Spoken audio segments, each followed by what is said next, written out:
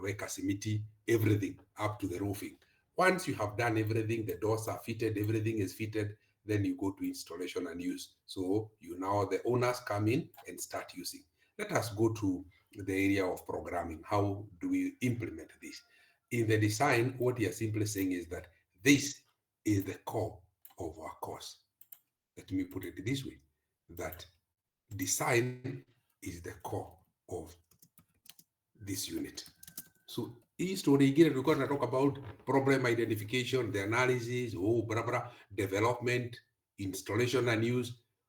Those ones, if you want to go to details, then for the students of computer science, then you will do systems analysis and design. I don't know whether you are doing it or you have already done it or you'll do later. I think Dr. Lucy Gitau teaches that. I think either Dr. Lucy or someone. But we are not going to go to the details of the problem phase. Actually, we go to details of these and then these. Although you said you take notes on the same, this one. So our course is here, the design. And in the design, this is where you're talking about planning. What do you do? So now I'm now clearing all the others so that I'm only left with one phase in this. So I'm now clearing everything here and I look at the design. So what happens in this phase that we call the design? Here, this is where you will come up with the representation of the program. So one of the things you do, you will come up with algorithms and you'll come up with, you plan the data structures. Please, those who have unmuted, can you mute yourself before I kick you out? We said that when you come to class, please ensure that you mute yourself so that we can concentrate. And even those, I can see some few people who are, I can see you, Bahati, I'll kick you out of class. You mute yourself. Bahati, you mute yourself. Okay? Bahati, you mute yourself. I hope you can hear me. And the others, everybody, Kinawara, I can see you are on. I think I will not be interrupting the class to tell you. Ensure your mic is muted. Ensure your mic is muted when you come to class. I think it is courteous. So,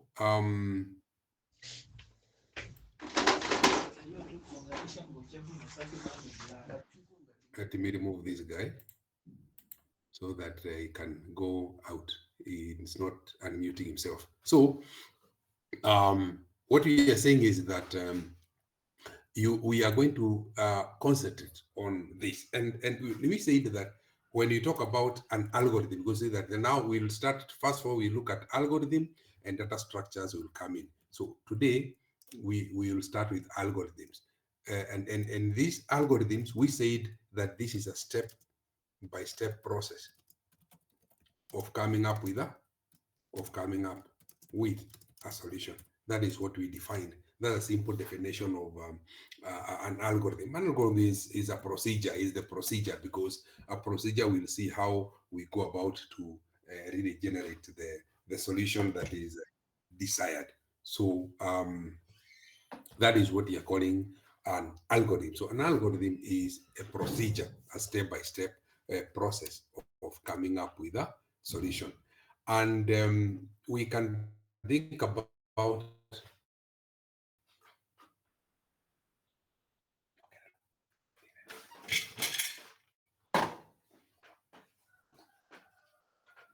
so we can think about many algorithms, we can think about many procedures, but the basic ones, when you are doing mathematics, when you talk about mathematics, then you're coming up with a formula, okay?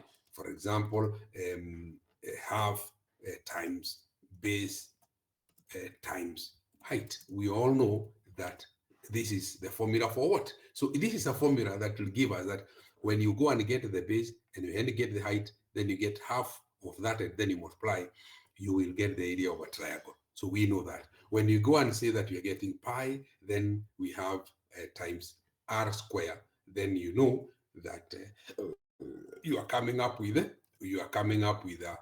area of circle. So what we are simply talking about is that these are formulas. They help us to get the solution. So that if I know the radius of a circle, then I use the formula pi r squared, then basically I have gotten the area. When I have pi d, then I know I have I can now get the circumference of that circle. So what are we simply talking about? This is what we are calling the procedure, and these are very important in mathematics because all of us know this, that these are formulas to get the solution, and the solution is I need the area. So essentially, then we are simply saying that when you have an algorithm, then it is giving you the step-by-step process of coming up with the solution. And we say, sometimes we do not have one method of getting a solution. We can have many ways of getting the solution. What we need is a solution. And sometimes the materials we start with are the same. If we go to the area of home science, then we have something called ugali. And we know that when you're coming up with ugali, you must have uga or flour. Then that flour, you must have water. And this must be mixed. We know that is the process, that we need that. So when you come up with uji, in the same note, you must have uga, you must have water, and you mix. The two must be. So if you look at the two, if you look at the from the face value, then somebody will ask, then what is the difference? But now the process, for example, you'll say that if you are doing ugali, then you must put more uga, and then maybe wait for the water to boil. Then you mix the flour, that's quite a lot, and then you continue stirring until it stiffens. So it has to stiffen. So here we are looking at something more of solid. Okay, but this one is more like, I don't know whether you call it a paste. It is fluid-like. You cannot call it watery, but maybe something like a paste is what you're calling uji. So that is the problem, what you're getting at the end. But the raw materials are the same. So sometimes you can have the same raw materials, but they lead you to different solutions. And the solutions are coming because of the process. And that's the same thing we can say. If you're getting the area of a triangle, and you are getting the area, for example, of a rectangle or maybe a rectangle, then you will see that again, the raw materials are the same. You will have length, you will have the breadth, these are both, and then you calculate the area. But now, how are you calculating the area? You will find that then the formula you use for the triangle will differ with the rectangle. So this is just like the same thing, ugali and uji, that the formula will either make you get the area of a rectangle or get the area of a triangle. And this is the beauty of understanding the algorithm, or the algorithm, the step-by-step process. Now, when you're coming up with this algorithm, there is what you call the attributes. What are these qualities of a good algorithm? What are these attributes? What are these qualities of a good algorithm? One, the first quality, in which I'll purposely put it as number one, it must give the correct output, or the desired, let me call it desired output. Can you call it correct or desired output? It must give the desired output, so that if I am preparing ugali, then it has to come to ugali. If I want to compute the area of a circle, then I must get the area. The area, that area must come out. So that is what you're calling the desired. We can call it desired or correct. Let's put the word correct here. So we put in the word correct there at that point. So we get the correct output. And therefore, to get the correct output, then that algorithm must be functional. It must be functional. That is number two. It must be functional. That algorithm must be functional. Those two must come by default. Okay, must come out must come up as as default. They must be actually the must. The two, whether you call it correctness, must be as they are. Even when we'll go to programming, when you're developing a computer program, we'll say it must be correct and it must be functional. It must do what I want. The two are very close. They are very close to each other because when it is correct, then it is functional. It is functioning. It is doing what I wanted to do. So those two are very, very important really to note. Uh, Now, the next one, we can say that it must be efficient. Okay, it must be efficient, and this goes with the time. It must take a lot, not too much time. That one we will not go to discuss a lot in this course, but the students of computer science, I don't know whether this unit is done again by maths computer science. The students of computer science, you'll be taking a unit known as algorithm analysis. Algorithm analysis. And one of the things that you'll discuss in a class in the analysis of algorithm is about efficiency. Let me give an example. Um, Assume, for example, you are directing a visitor to, for example, the Department of Computing and Information Science, and you have met the visitor at the gate. We can assume that visitor is walking. You know, the algorithm, first of all, the solution is to get, for example, to the CIS building or the chairman's office, room 108. Of course, the first thing is to get to the building. We know that to get from the gate, there are various routes. Somebody can go up to the roundabout, take to the left, pass through the graduation square, not the graduation square, sorry, but the shopping center, then go take that other through the bishop's square, past BSSC to our department. Somebody else can also walk. When they get to the roundabout, they pass, they go up to the old, what you call the junction of the, the, the central admin and the other side. So they take to the left. Then they go and take the route of Graduation Square. They go round and then past the right of the football field. Then you tell them the building will be on their right. So they are there. But the person can also, because they're walking, they can use the Cassandra route and then they go up to BSSC, they walk up. Or they can go up to Cassandra route before just the joining Cassandra route after SZ39. You tell them to take to the right and then still pass. They will be seeing the football field there on the left, and then they find themselves the building. Basically, those are four ways to get to the CIS building. That's why we say there are many methods of getting to the same solution. Now, if you look at all those methods, if I was walking and if somebody have understood correctly those methods, then the efficiency we look at maybe which route of all those will take the least amount of time if I was walking. Maybe it might be you go past that 844, go to that SZ39 parking, go to the right so that the football field will be on the left, go around the football field. That looks like it is a bit efficient. It will take less time than maybe either walking through Cassandra route, going around BSSC, and then approaching from the other angle of Nyayo as you approach the building.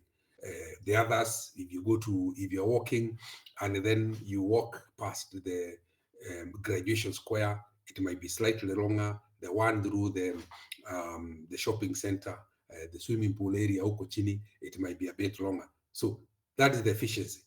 But you see, efficiency is not number one because you might be efficient but not correct. You see, that's why the correct is number one, because you might use a longer route, but you get the destination.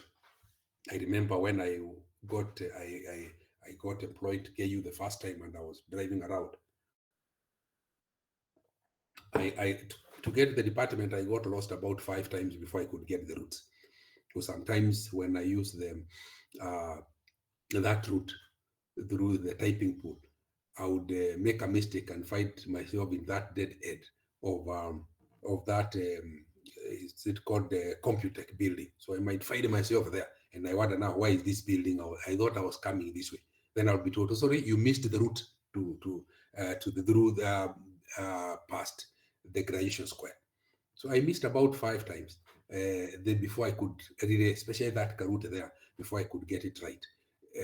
So this happens. Then when I use the shopping center, I would find myself at KUCC. Then I wonder, what is this? I was not coming to a hotel, but I was coming I was going to a building called, that time it was called IT building. It was called the IT building. The word there, computing and information technology, before it changes to computing and information science, I actually came up with it. So we are talking about the number one, correctness. Correctness. Before we talk about efficient, the first one is correctness. Now, as you go to how will efficiency come in? Now, I'm now talking to you as computing student. You are doing many languages in your course. Already in this course, you are supposed to take yourself through C++ because you did structured programming in first year, and you implemented the codes using C. And I said, because you already understand C, it's very easy to shift to C++, and which yesterday at night I actually shared the notes, and I hope that you saw them. You look at that handout on in C++, and you start coding. You can use either the online compiler, or you can go to room 106 and tell a gentleman called Clifford to help you. Those are the options that really we have to really be able to learn this. Or you can use the online compiler. It is there. When you go online, you will be able to, if I can just come here, you will see that we can, let me just share the whole screen. No, sorry, don't want to end the call. What I wanted is to stop sharing. I hope it's now putting this screen and it's refusing to go.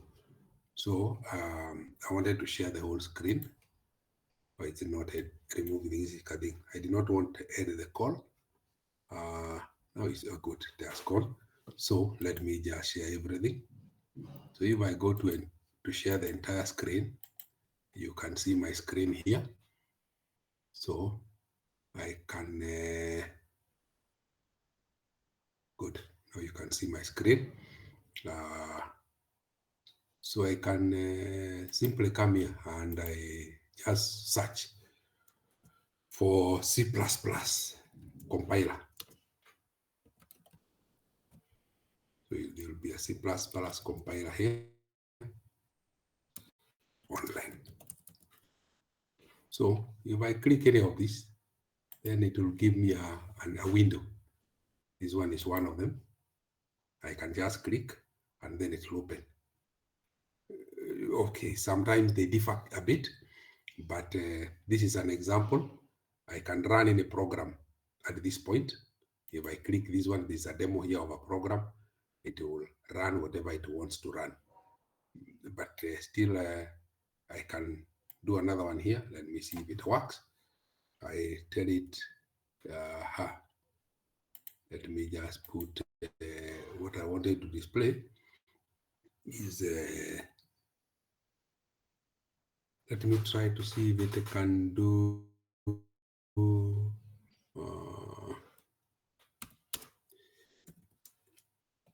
int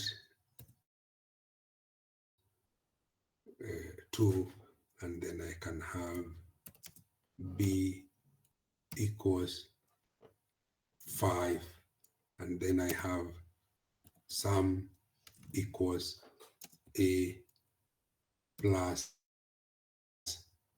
b. Then I add that. I want to come here and tell it just display. Come here. I wanted to display b. Let me just Okay. Why is it behaving like it doesn't want to behave the way I want it to work? And the sum is, and then I do that, then I do that, then I put sum, and then I add. Let's see if it works. This one. So if I tell it to run, uh-huh, what is it doing? It's telling me it is successful. It is here. The sum is 7. You can see it on this side. So it is, my A is 2, my B is 5, sum is this plus this. So I'm telling it to display sum. The sum is, and I want it to have the sum here. The sum is, so it is here. So the code has successfully. So these are non-line, and there are many. I'm just picking one, but you can have many. I think tukirudi nyuma kidogo, you will see other online. But you can, they are here. These are the compilers. Some of them, we can use this seashell. This looks better. So we can use this one, and it will work for you. So there are several. You can look at the best one that will help you to do that. So these are many of those compilers. They, because of the many variation might not be the best, I think it is good you pick from the department. So we are done with that. Let's forget that. So what you're seeing talking about, I was explaining about efficiency here. One of the things we have said, how then do you, first of all, we said we look at functional. Functional is, I want to get all the correct output. I want to get to CIS building. So I don't care whether it is the way I used to get lost and find myself in KUCC, and then I am told now go back, you take the route you'll find on your left, then paka mwisho pahali tajikava hapo, you'll see like a small building, and I'll get myself to the CIS building. It has taken a longer route because I go up to KUCC, then I go route, but I would get myself there because what I realized when I realized that sometimes I get lost, then I'll leave home a bit earlier so that I can get time to get lost and find myself to the building. So you see, the most important is I get myself early. So if, for example, I have a class at 10, then I have to leave a bit early so that maybe by around 9:30, I am in the department, or I'm figuring around in KU to get myself to the department at the right time, and then I go to class. This is what they're saying. But now, once you get used, then what happens? Today I know which is the shorter route. Even if I want to walk from the gate, I know which the shorter route. How do you know the shorter route? Then you must have experience. You must have experience of KU. You must know the different shortcuts. If, for example, you want to go to a department and there's an event at Graduation Square, for example, then you know that might not be the best route because you might not even pass there because it is locked. Sometimes it is the Bishop Square, and you find there is a fellow here who the worshippers. I don't know whether they worship God or they worship Him. Sorry if you go to that church, a fellow called the Word who comes. And I think they call him Messiah. I don't know. I thought Messiah is Jesus, but then you find him call him our Lord is something like that. They go cleaning the route there, the bishop route there, with water and soup, and waiting for him wakiwa wamejipanga kwa line hapo. Now, if you try to access that side again, it might be very difficult.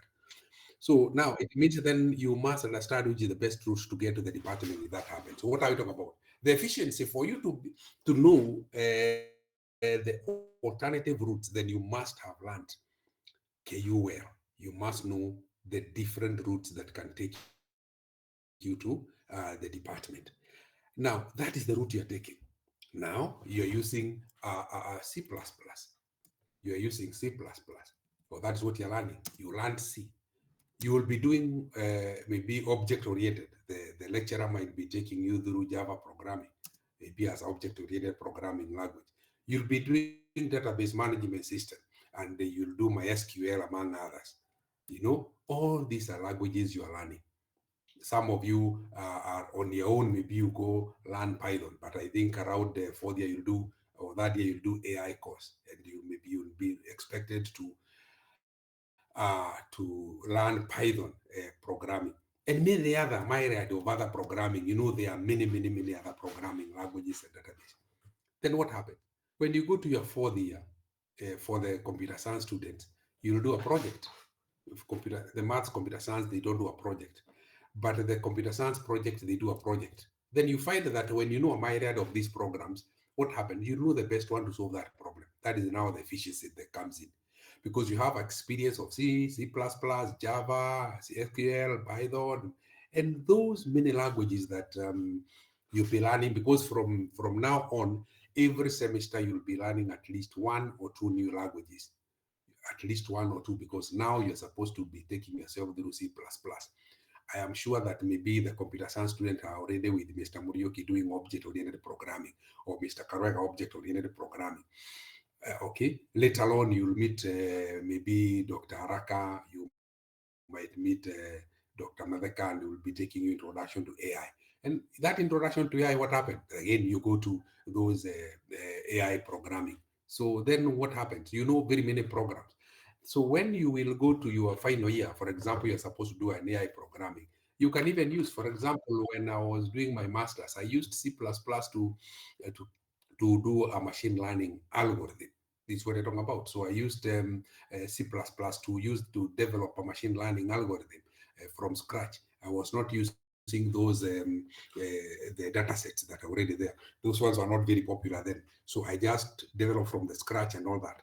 So essentially, then what we are simply saying is that this is what will make you efficient. And I want to bring to attention what was happening, that even as much as we were on strike, we were not that we were not all that. It is not that we were very happy when you're on strike. No, we were not that happy that you're on strike, because we know we were also wasting time. We were wasting time, not only our time, but your time. And yours is the one that here is core, because for us, unless Kasogo is those Nitaweka, unless he started cheating us and he knows what will happen, at least he has promised, or we have been promised, that money will be coming, that all the money that we wanted will be coming. So essentially, for the staff, university staff, they have not lost in terms of money. But what of time? These are young men and women who are in their prime, who are supposed to be learning, and somebody did not even think that they are wasting those 2 months. And in those 2 months, we said many things might have happened. Maybe some of you, as I teaching here, you are pregnant. Some of you maybe have already aborted. I hope you did not do that. But those are likely. Maybe some got sick. Yes, those are likelihood, because these are young men and women, very energetic, very warm, and very idle, because you are idle for 2 months. So I think next time you should tell your president and Kusa to behave, because what they were supposed to do is actually block the road, so that Kasongo can know that you need to be in the class and you need to be taught, not wasting time. The money that you wasted, even hata kama ni yako, it's your yako, maybe it's for your brother, is for your parents, whoever sponsored you. That money is gone, because 2 months the stomach had to eat, you had to pay rent and many other things. So it is not very good. It was not a good thing. But when you are there, we were also doing other things. Like, I don't know whether I mentioned to you that we had some companies from one of the Western countries, and they came here and they were recruiting our students. They were specific on computer science students. So we were able to get the student who will be graduating in December. I alerted them. I can tell you that I was the one who was involved in the process. So I was able to alert the best student and the whole class that is supposed to graduate in December. And they entered into the competition, because before you get picked, there was a competition, there was a hackathon. So when do a hackathon, before the hackathon, there were companies from Estonia that had some projects. They gave them, there were 8 companies, so there were 8 projects, and they were given. The students were drawn from Strathmore University, from Technical University of Mombasa, and KU. Strathmore entered 19 students. KU, we had the one who went to the shortlisting were 10. So we had 10 students. Fortunately, Strathmore had participated in the same last year, so they knew about it before us. For us, we were doing it the first time. But the good thing, those who entered, 10 went to the hackathon. Of course, they were mixed. The 8 groups were not necessarily one from KU. They were mixed students drawn from Strathmore, a student drawn from Technical University, student drawn from KU. Technical had only 3 students. So you can now see it means almost actually all the 8 groups had a student from Strathmore. You can see that because there were 19. KU fairly maybe almost some had two, some one from KU. So we were not badly off. But after the competition, out of the 10 students from KU, 8 were successful. They were successful, they were picked. And they'll be proceeding to Estonia for 4 months internship, paid internship, everything paid for in February next year.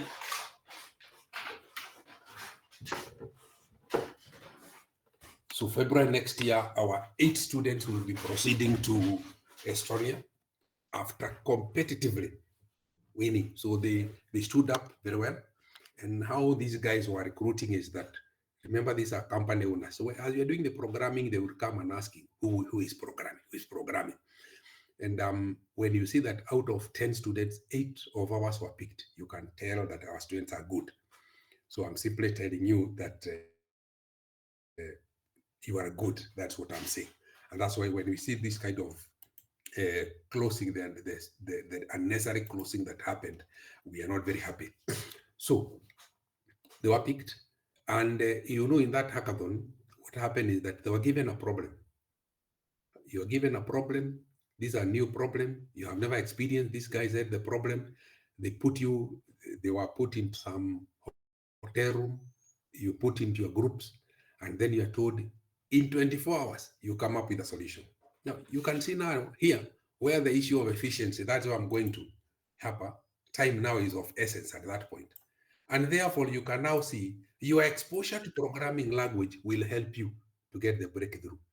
Because if you don't have exposure to many programming language, if you don't have exposure to those many scenarios, problem solving, we're talking about problem solving steps.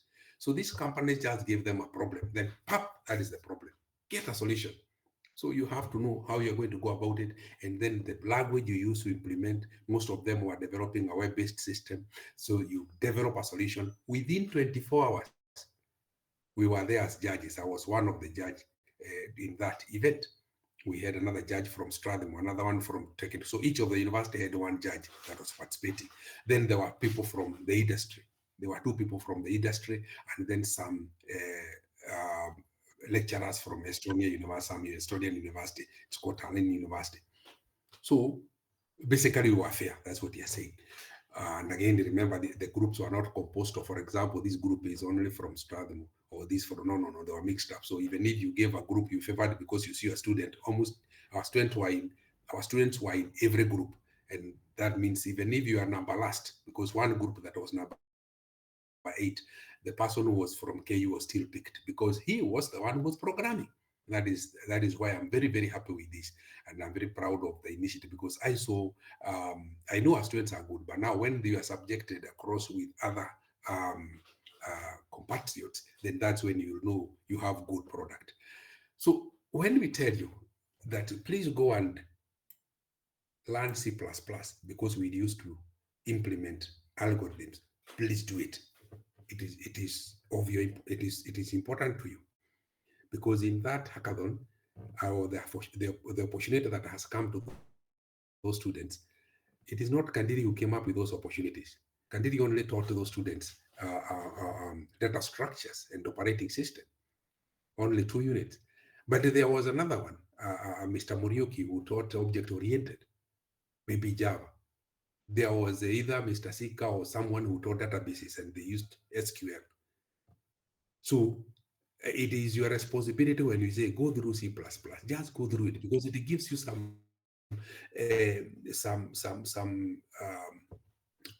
hands-on on how to really come up with a solution. When you hear from now on, when you hear there are opportunities for those hackathons, participate. Even what we are maths, computer science, because you know some programming, go and participate. Go there, be embarrassed, but at least participate. The worst thing is not to participate. Just go there, participate, because this is when you will know your prowess. This is when you'll know what are you made of. Just go there, participate. Opportunities will not meet you when you're in the house or you are locking yourself in your room or going to KM and trying to impregnate some girls. No, your opportunities will come when you are competing. Because I'm now looking at those young men and women. who participated in this process. They are supposed to graduate in this December. So basically they are 22, 23 years, maybe 24 akienda sana. Now, next year, they'll be in Estonia for 4 months. In the course of those 4 months, they'll participate in a real project now up to the end and implement. So it is taken that in those four months, they'll have developed a solution. So they'll go there as a team, or they'll join other teams from Estonia and come up with a solution. Now, last year, from what I was getting from the judge that we were with from Strathmore, there are 2 students who were picked to work in Estonia. So remember, there were about 20 students from Strathmore who went last year, because I think the other 2 are not. No, technical was there. It's only KU was not there. This time I think there's a good university called KU, so they came in. So out of 20 who went last year, they picked around 2. So they are, 1, they start working in Estonia, but 2, they are also given a scholarship in Talan University, the one they came with, to do a master's in AI. Now, so you're doing your master's when you're around 23. So 23, 24, you start your master's. 2 years, you're done. So by around 25, you're done with the master's. And you see, when you go there, you will find many other opportunities. You might find that you are the best again, and you apply even to opinion or even the same university. You find yourself, those who want to continue with academic, you might find yourself by the age of 27, 28, you're already a PhD holder. Okay? Not only that, you'll have a different environment from where we are. Basically, what you're simply saying is that then you can get a feel of other universities, not just in Africa, out there. How many people have that opportunity to study outside?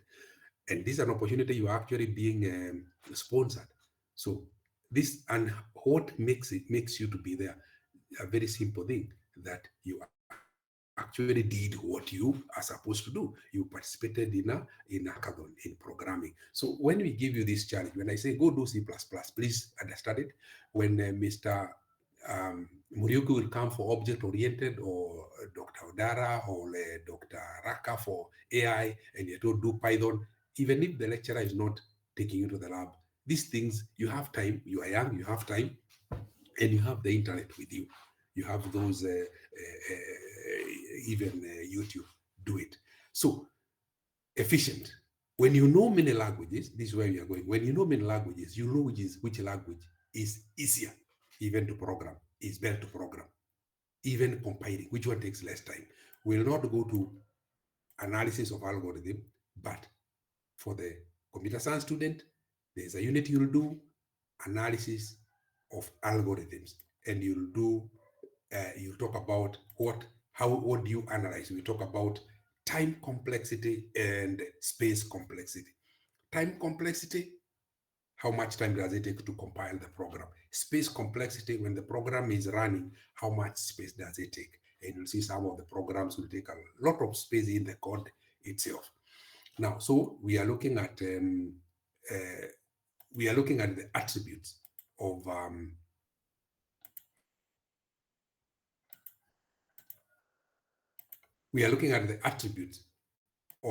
a good algorithm. So we continue, and we are saying that then we talk about what? We talk about efficiency. We talk about effectiveness will also come in. Okay, effectiveness is this. Functional is effective. It must be effective. That one comes there so that we do not forget.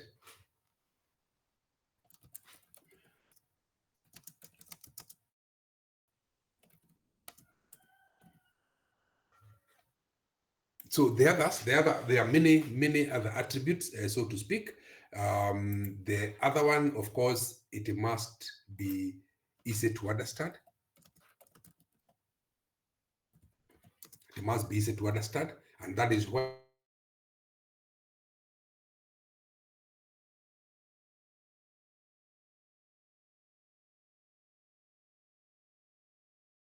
then it might come with the next. It must be developed in modular. Modular is structured. or components. It must be modular, developed in modules rather than monolithic. And we are saying that most of the systems you are developing, then they must be modular. It must be understandable, or it need to be understandable. And again, when we talk about understandability, it must, for example, use variables. We talked about variables, must be descriptive. The variables that we use must be descriptive. What are variables that are descriptive? We are saying, and I think this one you did it when you are doing your programming, that you can name a variable A, called A, but then you will be asking, what exactly is A? So instead of a variable called A, why don't, if you're getting the area of a geometric shape, maybe a triangle, why don't you have something like L? Or even you call it length. Length. Why don't you have another one called W, or width? Why don't you have another one called S, or sum, or area, sorry, A, or area? Now, so instead of calling the dimensions A, B, and C, so that you are telling us that A is length, B is, which A and length, there is no relationship. Somebody will understand. But some people will just put variables A, B, C. Instead of putting a variable A, why don't you call it L, or length, Instead of calling a variable B, why don't you call it width? Instead of calling a variable C, why don't you call it area? And this will be very easy to understand. Because we are saying, essentially, when you're starting to program, it will be very easy to understand that A is length, B is width, and C is area. But as you, when you go to maintaining the program, because we'll come to another attribute here called maintainability, and maintainability will be related to the one above. Then what are we talking about? That later on you might forget that A was length and B was width. For a small program, this is easy to understand. But the program that only have 3 variables are very few. Think about a program, the student registration system. Think about the myriad of variables you have. You will have a variable like the student, the surname. Again, that's a good variable. Middle name, okay, M name, and then you have last name, L name, DOP. You'll have address. You will have what else? Registration number. What else do you have? And many others. Now, assume it's a registration system or a university system. This is a student, but the lecturer or the employee will also have the same. Will also have the same attributes. L name, date of birth. Country has a date of birth. Country has an address. Okay, maybe this one will be employee number, E number, emp number. Okay, among others. Now, when you program, how will you know that this surname is for student and this surname is for lecturer? That's why maybe you might even put here, we put S underscore surname, so that S is for student, so that this one could be L and that. So you can now add something like that. This one you put an S, this one you put an S, at least something that will identify. This we put an S, you put this one as S, you put this one as S, and then you go putting L here, L, so that you'll be knowing this is for the lecturer and the other one for the student. So like that. So this is understandable. And when the program is understandable, the next attribute will be maintainability.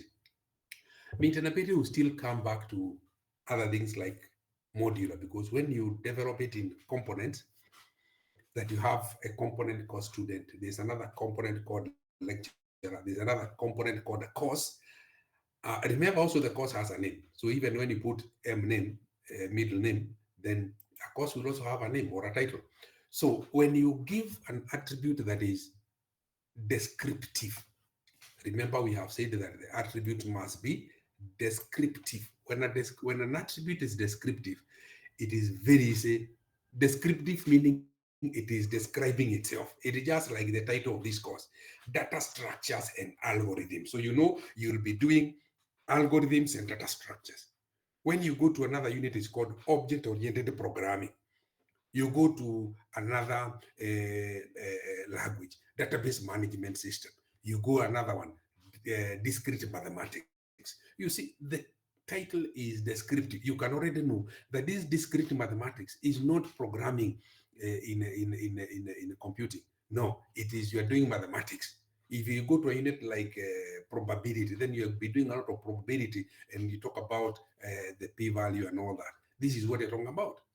So the course, when you talk about the unit title, then it is descriptive. You can actually look at the title and know, in your Molima mathematics will be coming in. So you look at the title and you know, this one, it will be, for example, Professor so-and-so will be coming because this candidate cannot come for this Kufuza mathematics, not that he cannot teach. Okay, but this is what you're talking about. So that and when it is descriptive, in programming, the variables that are descriptive are the ones that you can look at a variable and tell ni ya kufanya nini. For example, I will not expect DOB. Then you start putting your registration number.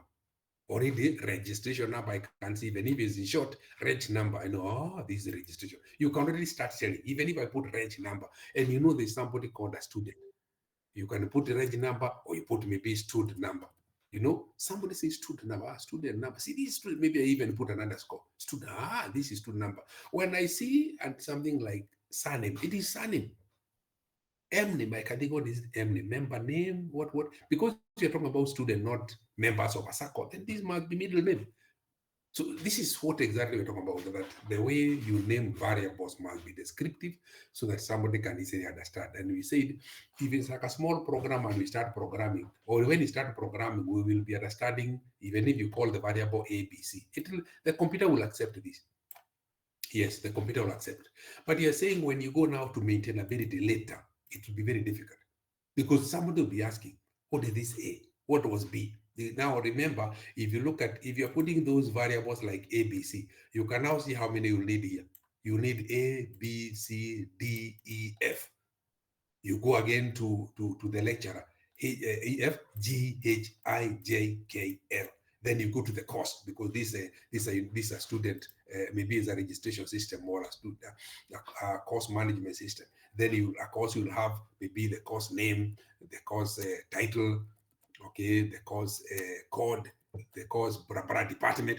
Now you see this one already is A, B, C, D, E, F, G, H, I, J, K, L, M, N, O. Now you call something a code, a variable L. So somebody will be asking, what is this L? What is this L? Why don't we put title? It will be easy to know this is maybe, for example, the course title. So that course title is descriptive. L is not descriptive. That is what we are talking about. Then when it is descriptive, it is to maintain. And also maintainability, the modular will also ensure that at least I can maintain that that program. And of course, now when you go to that, then it adds to something else. When it is understandable, we can even now put another attribute under this. We can call it readable. It should be readable. Readable. So we can say it is readable and understandable. It is readable and thus understandable. Readable. You can read. It is easy to read this one. So when you look at a code, then you should be able to read, and then when you are read, you can really understand. And of course, now there are many attributes of algorithm that you can think about, but these are just some of them. But among these attributes, you say that the correctness must be there. Correctness and then functional. The two must be. At least the correctness will go with the second one, functional. Then the others will follow after. The others will follow after all the other variables. So that is the characteristic of a good algorithm. Now, how do we represent this algorithm? And I shared some notes yesterday. I shared some notes, introduction to data structures and algorithms. You have them. And I think where this, I shared some notes yesterday for those who have already access to the emails. I shared some notes. This is Okay. There was the introduction to C++, of course, like I promised, there's the course outline. I also promised the course outline, but also some basic understanding.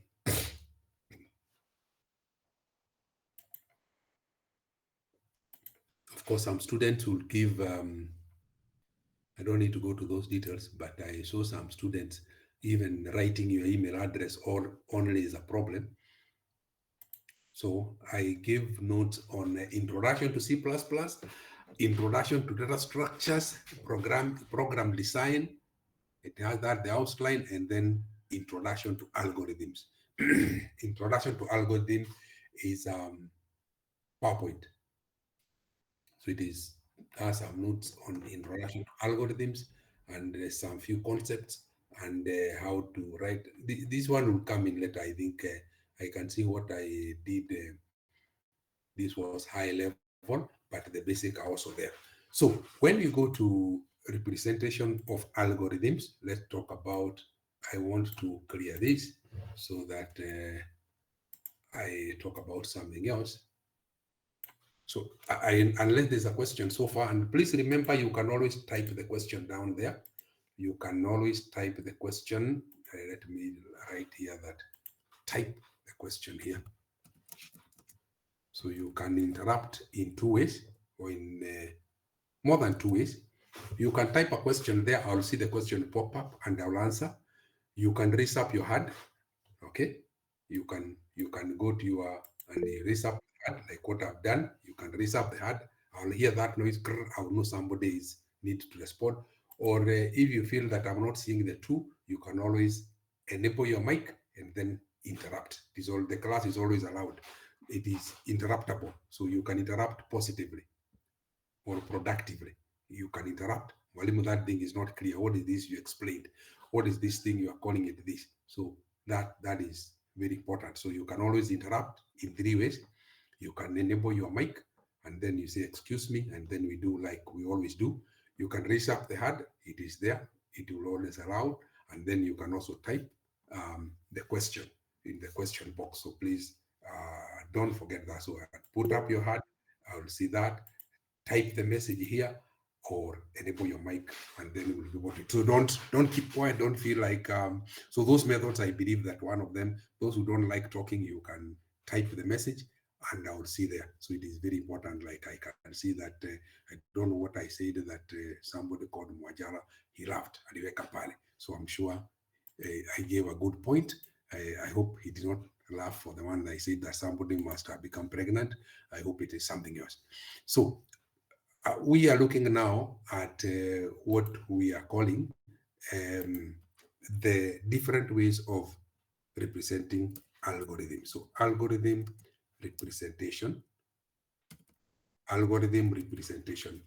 We have several ways we can remember an algorithm. We have seen the step-by-step process of solving a problem. There are several ways of representing algorithms. One, you can use what we call the structured English. You can use structured English. Two, you can use what is called pseudocode. Three, you can use a flowchart. Four, you can use a decision tree. Five, you can use a decision table, among others. We are just showing how decisions are being made. For the purpose of class, we will start with structured English. We will start with structured English. So structured English, you're using the word structured, meaning you're using some keywords. You're using some keywords here. Structured, not unstructured, not informal, but formal English. Not formal English in terms of the way you're putting phrases. We will start with example, getting the sum of two numbers. So to get the sum of the two numbers, we can use one. You can say get first number. Two, get second number. Three, add first number and second number. Okay, get some. 4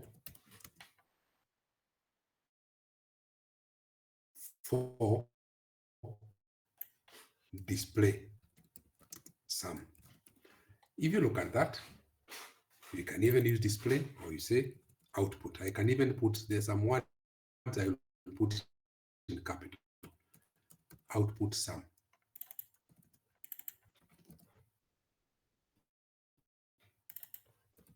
The phrases that I'm using in capitals are structured. We are using, as instead of writing a wrong sentence, get or enter. Enter. If it's in a computer, enter. Enter. Or you are reading data from somewhere. You say read. Read. Read. Read first number. Read second number. Add first number and second number. Add is, you can see, output sum. So you output. Now, if you look at this, it is a step-by-step process. This is a step-by-step process of getting the sum of any two numbers. Whether you say get, read, so you're reading somewhere. Enter, you are entering. Somebody is keying in, keying in. Enter the first number, enter the second number, add first number and second number. Somebody. So you are a mathematician, okay? Somebody can say, give the second number 2. Add first number, so 5 plus 2 is equal to 7. To get sum, so that is the sum. So output sum or display sum, so or give sum, then you give 7. So you can see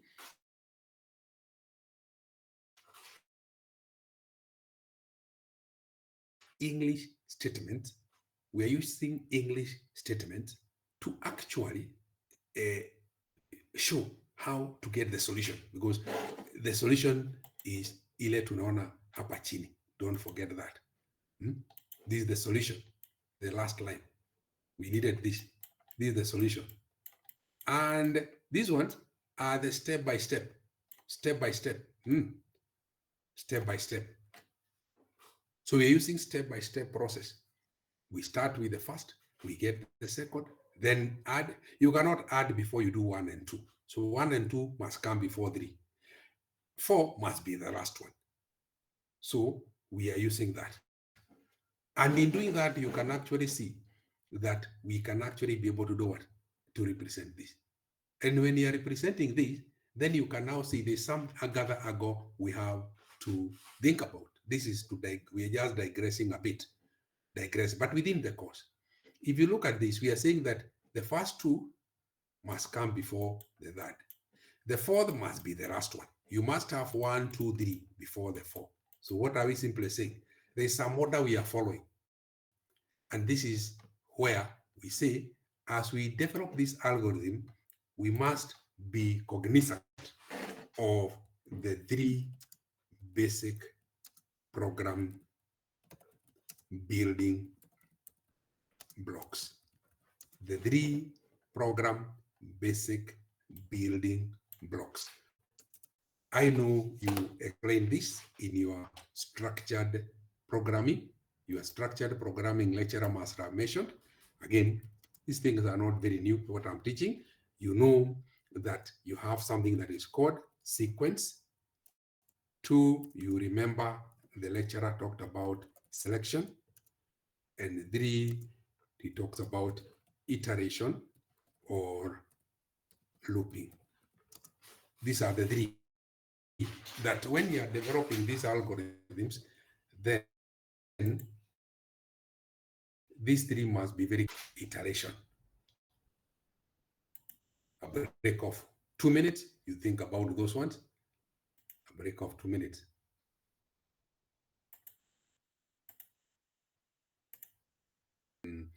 you see you have one. So this one, for example, this is what we are talking about. You have one, or the instructions come one after the other. There's an order. So there's an order. You have to read or you have to enter the data so that you add. After adding is when you output. That is when you talk about sequence. Okay. Then we have selection, and in the selection, then basically what do you do? In the selection, you are saying selection is where you have options. You have options. You select. For example, when I'll be grading your marks, you can either get an A, you get a B, you get a C, you get a D, or you can get an E. So basically, what are we talking about here? In the selection, then there are options. So therefore, and here, this is where we'll be seeing later on that we can use something, for example, an if statement. You remember this in for those who have done Excel. And I said that I mentioned last class that these packages are the fundamentals of good computing. So even if you're talking about you're good in programming, it is good to start with the packages, and you can always learn them even now in terms of your course. Those Word, Excel, Access. Those who have done Access, they know that you are able to create tables, and you link the tables, you create a query, you talk about rows, you talk about primary keys. So when the lecturer for database will be coming to class, you already know something. So the basics of database management system unit that you'll be doing, you already have them. You already have them. Some of you know how to use Excel very well. Enter data, put some formulas, work on those formulas. That is the basics of data science. That is data science. So when I go to, for example, in my Common Day application, when I go to my Common Day application, and I'll find that, for example, just share this. These are some of the basic things that we do every day. For example, let me just share the entire screen. For example, if I come here and you'll find that the exams will be here. There are some very basic packages, so to speak, that you talk about.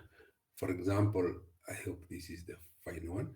For example, if I look at the previous group that did this unit, I hope this is the one with the final mark. Let me just open two. Maybe one is not the final one.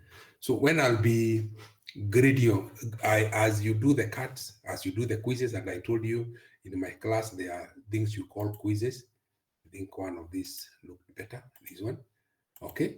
For example, if I come to this, let me just increase the size a bit.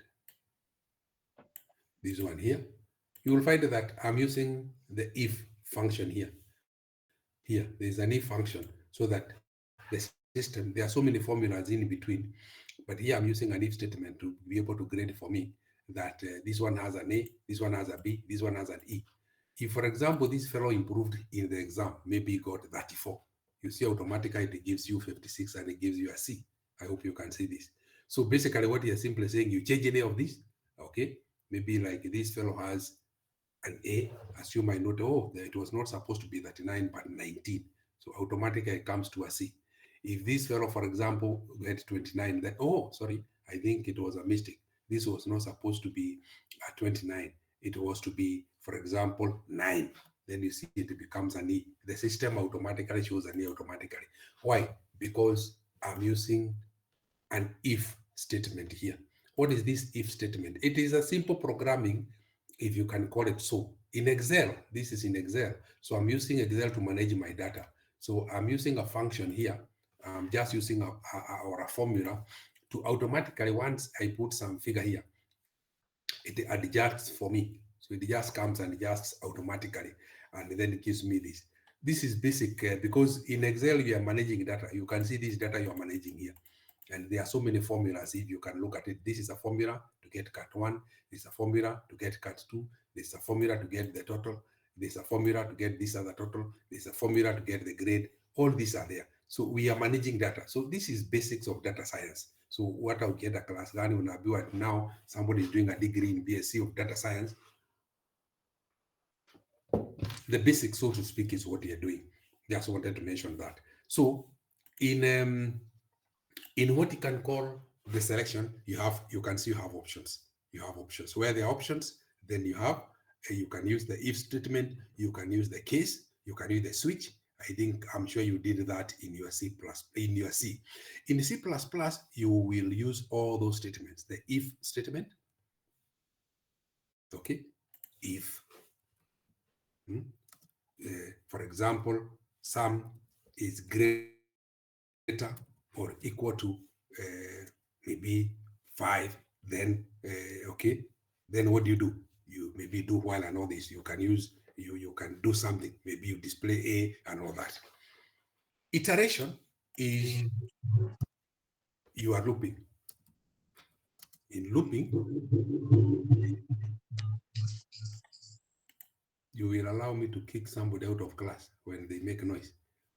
So in when you a group of statements are repeated, a group of statements or statement is repeated. A very simple example, you are grading students in a class. You see, you have so many rows. So you will grade for the first one, then repeat the same formula to grade the second one. Use the same formula because if, for example, is this formula, this is the formula here, this one here. This formula is repeated. So you'll be repeating this formula. So you go to the first student and you find this first student got this one header 14. Although this fellow has 14 in the cut and the error is coming to 14, there's like a formula I have put here. And I've told it, if L2 nihi has nothing, that is what you're saying. It has nothing, it is blank. Then output blank here.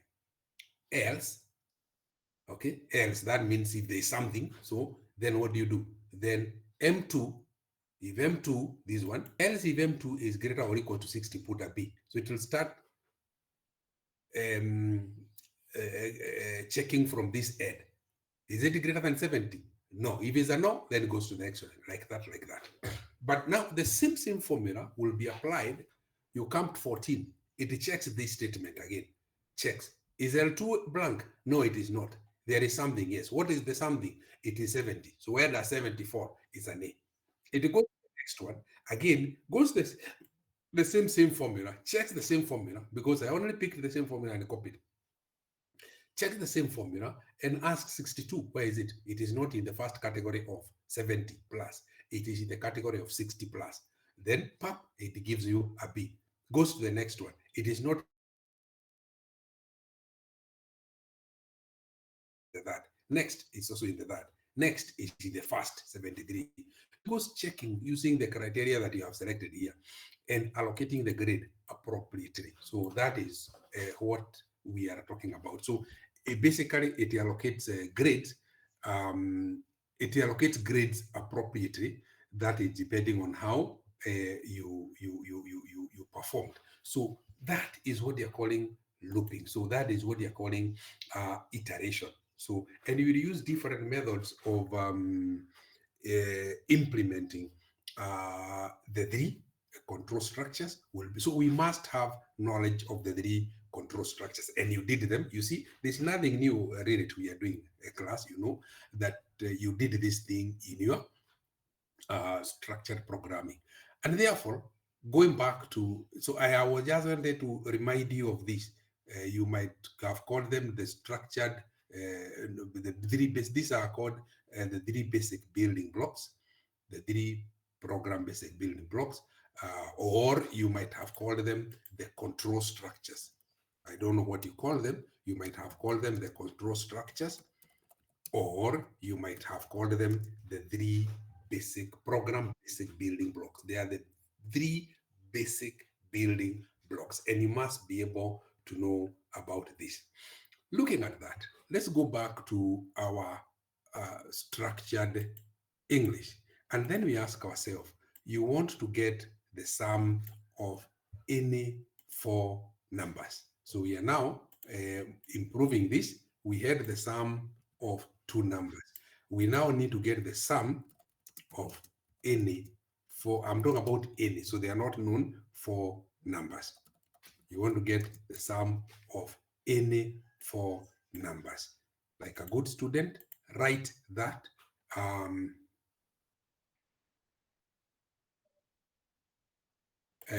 Write in the text box there. You can first write somewhere, then you paste it there so that we see the sequence of steps. We give you 5 minutes. So each one of you to wherever you are, if you're in a group, you can do it, the sum of any four numbers. 5 minutes.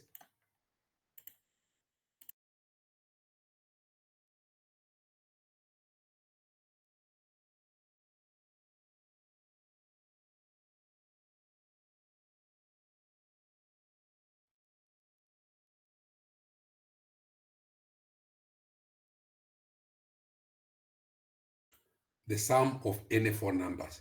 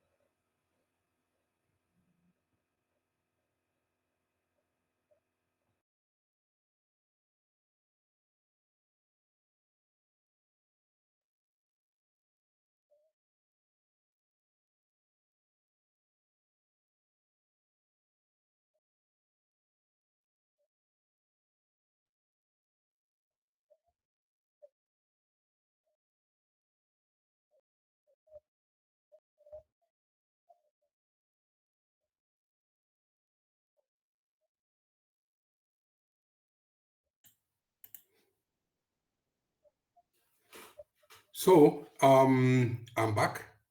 Let us look at, I'm just looking at the output that you have. You're saying get first number is very good. It's called man can see, man can do. Get first number, get second number, get that number. Now, if we ask ourselves, using the method that you're using, hmm, get first number, get second number, get that number, get for the number, assume then the same, we escalate how you're doing. We started with getting the sum of two numbers. Then you go to the get number one, get the second number. Then you have get four numbers. What if I say get the sum of 10 numbers? We use the same numbers. We say here one, get a number. Get a number, that is any number. Okay? And then we say, for example, we're just improving this. Or we can even start this way. Initialize sum to 0. 2, get a number. Add. I'll put this one is 2. Add sum to number. Okay? Add sum to number. I want us to improve here. 2, initialize count to 0. Where is this? Sorry. Doing other things, I don't want to do that. Oh, sorry. Okay. 1, initialize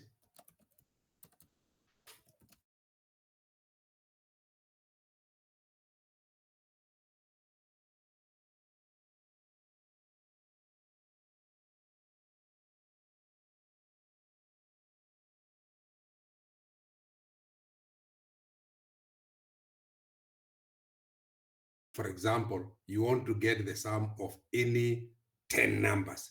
If you start saying, get the first number, get the second number, get the third number, then you fill it the whole of your page with get. You can even be told to get the sum of 50 numbers. Then are you going to put get 50 times? So, but here, you initialize sum 0. Now, you remember now this one, you have sum and you have a count. You are accounting. Get a number. So a number is any number. Add sum to number. So assume the first time, we assume that the first time you get what? Assume the first time you get a number like, let's put a different color here, like 3. So you have already said that you initialize count to 0. So count is 0. Our number is 3. So this one will be plus 0. So it gives you 3. Then add sum to number. So you have added. If count, we said count is 0. They started from 0. Then move to 3. Then I think you can also here add 1. There's somewhere we need to add another line here. Once you are done with this, maybe we can now have add. We can add 1 to count. The purpose of adding 1 to count is to increment it. So we increment it so that for the purpose of checking, so that because the next time remember when it goes over, so it start from 0, then you get 1. No, this add, get a number, add sum to number. If count is less than 4, then you do that. Then maybe as you do that, you can also add 1 to count, so that next time count will not be 0, because if you don't add it, it will remain 0. You add 1 to count, so that, because this one, sum will be changing when you put a number here. It will be this one will be changing. But what will make count change? So the changing because you have gotten a number here and you have added. What will make count add is you add one, because you need, every time you add a number, it counts one. Every time you add a number, it adds one. That is what you want. So that is what you are doing here. So maybe you can put here, get a number. Once you get a number, then you increment the count by one. You can increment it that before, so that because it was 0, it now becomes 1. So it will come here being 1. When it is 1, 1 is less than 4. So 1 is less than 4. So it will go back to get a number. Then hapa chini, it will add 1. Then like that, like that. When it will be 4, so we can either less or equal to, then it loops. When it will be equal to 4, it already have gone 1, 2, 3, 4. So 4 times. So it is stop at that point. If you put the add count somewhere here, every time you increment, get a number, and then you add 1 to count. If you remove this one here, and then you put add 1 to count, add 1 to count. So you are adding 1 to count every time you have a new number here. When you get a number, you add 1 to count. That means by the time you are checking here, the value of count is 1. So the first time it will be 1, second time it will be 2, that time it will be 3, the next one will be 4. So you'll be saying if count is less or is less or equal to 4, because you wanted to go up to 4. But if it will be 5, 5 is not less or equal to, so it will move to the next line, this one. So it will only move here. This move, kicking it back to 3, this is what you are calling a loop. This is when you are looping at this point. You are looping when you move it to this. When you tell it move to back here. So you are looping. You are looping. You are looping. This is the loop at that point. So this is a simple algorithm that can allow you. Now we have integrated what we are calling the 3 control structures. This one is selection. We are selecting and looping. If we are selecting and looping. So this simple program here is implementing the 3 control structures. It is implementing sequence because it starts from here, initialize, then count, then get a number. It is sequence. Remember, this if you are only checking because there is somewhere you have initialized. You cannot check what you have not initialized. If you don't know, and you have that variable called count. So this is what you are doing. This is what they're doing. So you're implementing the control structure at that point. Good. You can therefore think as a class, you can, there's a question here. What if the 4 numbers are different and not following each other? David Onyango, if you can make that clear, I don't understand. Could you? Okay, I'm saying like maybe because the structure that we're given us is 4 consecutive numbers, like 1, 2, when the loop is repeating each other. So what if like there are different numbers? Maybe there's 3, the other number is 10, the other number is 30, and the other number is 13. For the 4 numbers, how are we going to build like that program that will get the sum? Like they are not following each other, like the list of numbers that you are given, because you have asked the question like any number, you are not specified like these are they are supposed to be following each other. What will you do? I think I think from the code that I'm having, let's not call it the code, but the algorithm, these numbers are not following each other. It is get a number. It is in, for example, you have said you have used what example. Just give me back those numbers again. Like what? Okay, Which number? I, Like I can just use okay. Let's say the first number is 10, 10, the other is 3, 3, 7, 7. and then let's say 9. It is very simple because it is get a number. So when the program comes here, initialize count to 0, get a number. The first time it will be 10. Then add sum to number. So it will be sum, which was 0, plus 10. That is what it will do. So it gives me 10. Then comes here. If count is less than 4, this is the first time. So count is less than 4. So it will go back to get a number. So it asks me to get a number or key or enter a number. So I'll enter 3. So then again, once I get 3, then it comes here. Add sum. Sum now is 10 because the first time it was 10. add sum to number. So it adds sum to number. This will be plus 3. So it gets me 13. So sum now will be 13. So sum will be 13. Then if count is less than 4, it is still less than 4 because we only have two numbers. So the count is now 2. So it is less than 4. So what does it do? It moves to 3. So it prompts me, get a number. So it will get me 7. Then what will it do? So I have now entered 7. So what happens? Add sum to number. Sum is 13 plus number, that is 7. So it gets me 20. So once it gets me 20, so the sum is now 20. So it will come here. If count is less than 4, so now count is 3. So what does it do? It comes here and loops again, get number, and then it will add 1 to number. So then it will give me, come here and tell me, add sum to number. So number is 9. So add sum to number. So it will be 20 plus 9. So it gives me 29. And then now here it will get that now we are beyond now the 4 and it will stop. So even if you pick, they don't need to be sequenced that it is number 1, 2, 3. No, no, no, no.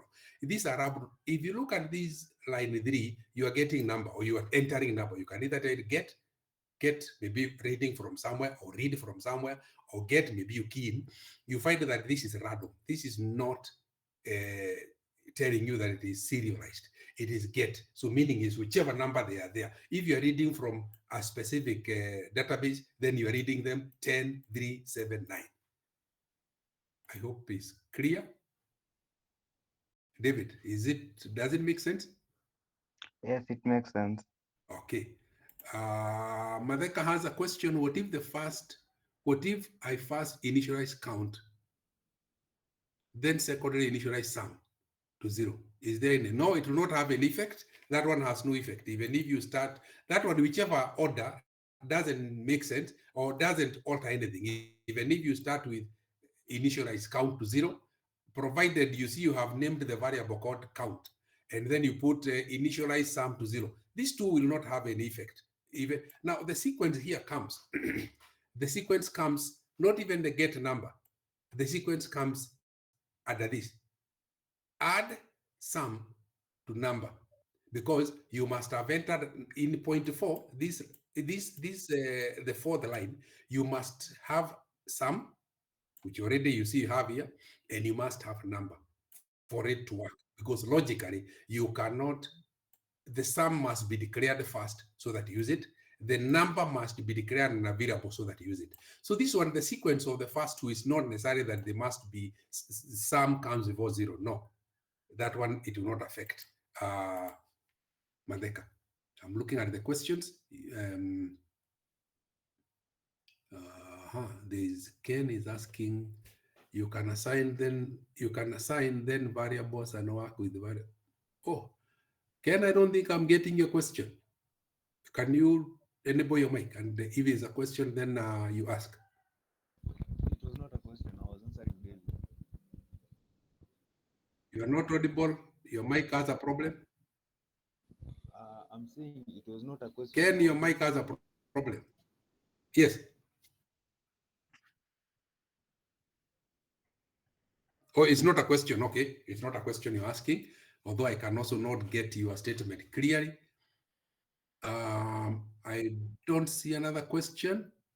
I think those are the two questions, unless somebody has anyone else has a question on our explanation today. I'm not seeing any questions, so I was trying to look at the questions. There are those questions by Madeka and also by David. Okay, so I think we'll stop at that. I gave you some notes on programming. You go through that, but as we do that, please continue with the C++. With the two class rep, I think we had written an email to the department, and I think they had given us a venue. I was just remembering Musiku, because we decided to go online the hall. We were